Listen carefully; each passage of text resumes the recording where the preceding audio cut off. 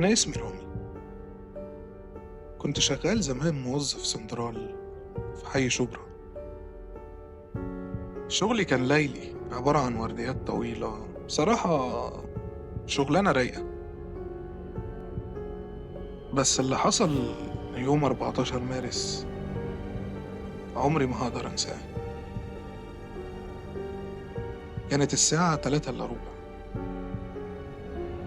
طبعا كل موظفين السنترال مشوا، فضلش حد موجود. السنترال شبه فاضي،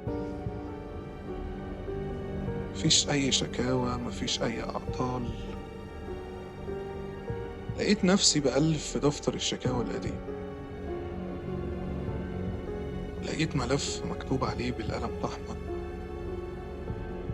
خط 913 ممنوع التوصيل.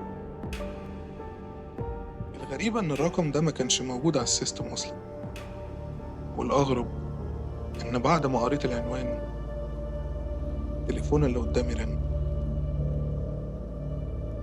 افتكرت إنها صدفة. رفعت السماعة. ألو.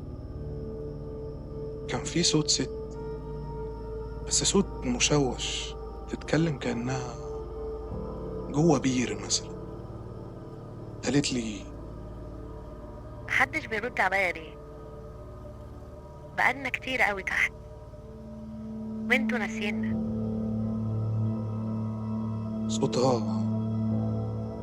صوتها كأنه بيتراش. قلت لها حضرتك ساكنة فين؟ أو الشكوى من منطقة إيه بالظبط؟ لأن الرقم مش واضح عندي. قالت لي أنا مش في منطقة، أنا جثة. ومرة واحدة الخط قطع. أنا قلت حد بيهزر، حد بيعمل مقلب. محطتش في بالي، اتعودنا على الحاجات دي.